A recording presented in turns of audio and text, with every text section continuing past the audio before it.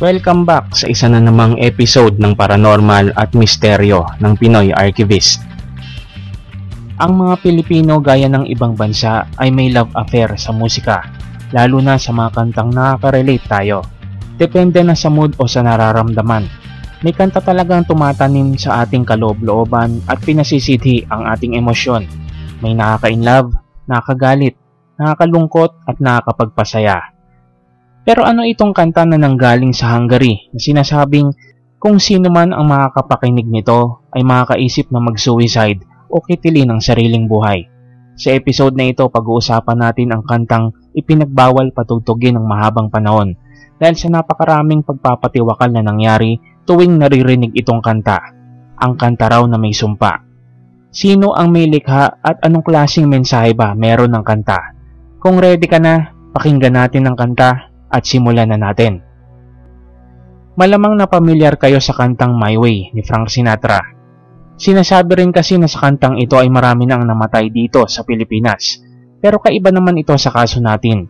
Madalas kasi na away lasingan lamang ang umiikot sa My Way. Pero sa kantang ito ng Hungary, mismong ang nakikinig ang nagpapakamatay. Pero bakit nga ba? Gaano ba kalungkot ang isang kanta para itulak ka sa pagwakas ng iyong buhay? Bago natin maintindihan yan, kailangan nating usisain muna mga kabady kung sino ang naglikha nito.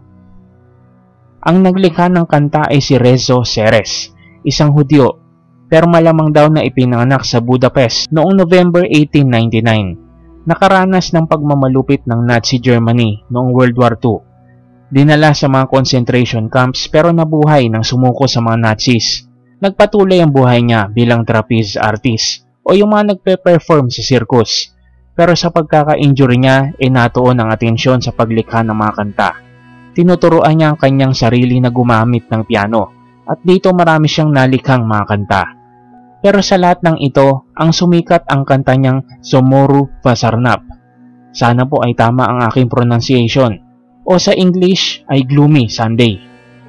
Sinasabi na ang mga lyrics ng kantang ito ay patungkol sa mapait na sinapit ni Rezo noong bihag pa sila ng mga Nazi Germany. Pero isang poet na si Laszlo Habor ang naglikha rin ng kanyang bersyon ng lyrics na tungkol naman sa isang mangingibig na gustong magpakamatay para sundan ang namayapa niyang iniirog.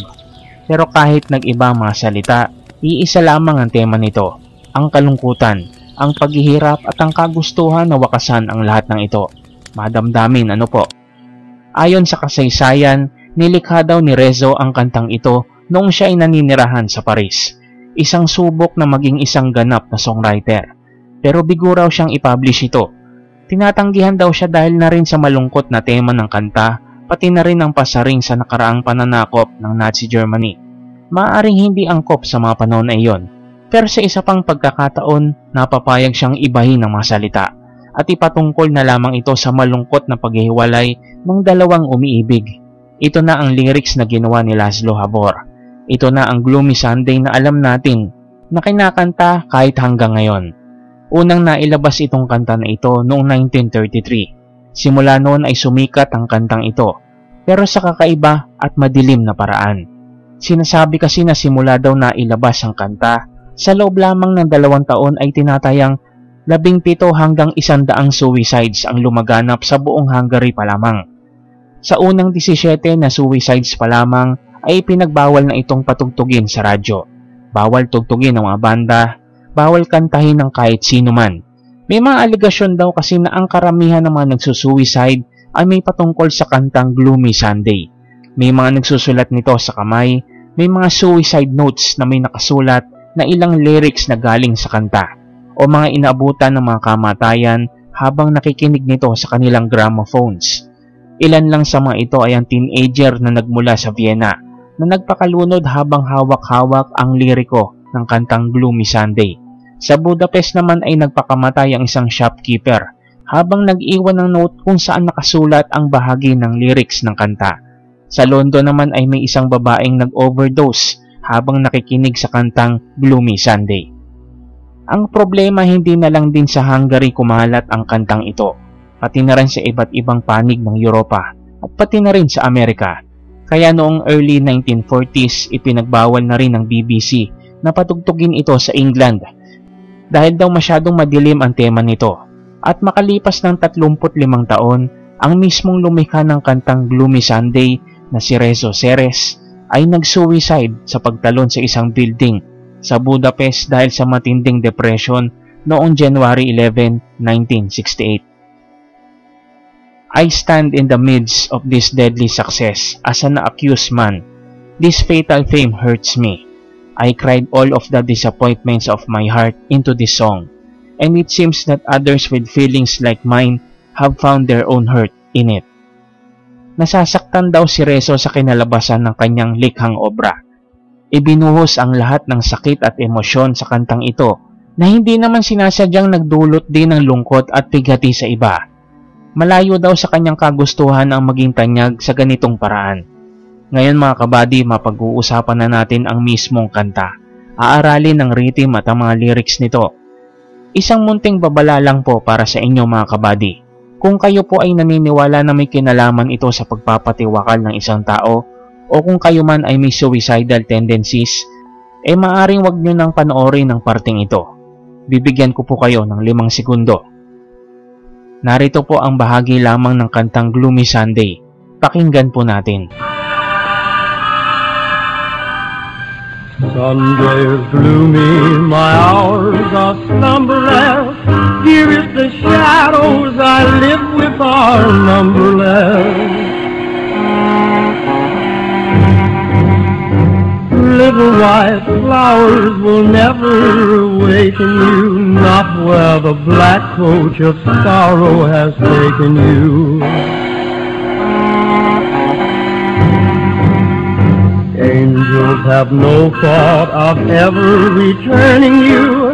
Would they be angry if I thought of joining you? Ang narinig po ninyo ay ang original na version ng Gloomy Sunday. Sa totoo lang po nung pinapakinggan ko ito ay magkahalong lungkot at takot ang nararamdaman ko. Para kasi may pagka-horror ang tugtog ano po. Ngayon po ay tatalakayin naman natin ang mismong lyrics ng kanta. Sunday is gloomy, my hours are slumberless. Dearest, the shadows I live with are numberless. Little white flowers will never awaken you, not where the black coach of sorrow has taken you. Angels have no thought of ever returning you. Would they be angry if I thought of joining you? Gloomy Sunday. Gloomy is Sunday. With shadows I spend it all. My heart and I have decided to end it all. Soon there'll be candles and prayers that are sad, I know. Let them not weep, let them know that I'm glad to go. Death is no dream, for in death I'm caressing you. With the last breath of my soul, I'll be blessing you. Ang mga salitang angels have no thought of ever returning you. Would they be angry if I thought of joining you? At ang death is no dream, for in death I'm caressing you. With the last breath of my soul, I'll be blessing you. Ito yung mga katagang may mabigat na meaning para sa akin. Pinapahiwatig lamang nito na kung ang iyong minamahal ay namayapa na, magagalit ba ang mga anghel kung nais mo nang sundan siya o sumama sa kanya? Na ang pagkamatay ay isang parte lamang ng buhay, na ang kamatayan ay isang pagtatapos ng mga problema at lungkot na nararamdaman ng nakikinig nito, na ayos lang mamatay kung ang pagkatapos nito ay magkakasama na kayo ng minamahal mo. Soon there'll be candles and prayers that are sad, I know. Let them not weep, let them know that I'm glad to go. Alam ng lahat na iiyakan ka at ipagdarasal. Pero sinasabi rin nito na huwag silang magtangis dahil masaya siyang lilisan sa mundo. Siguro mga kabady ang mga nakikinig nito ay meron na talagang suicidal tendencies o maaaring matinding kalungkutan o depresyon.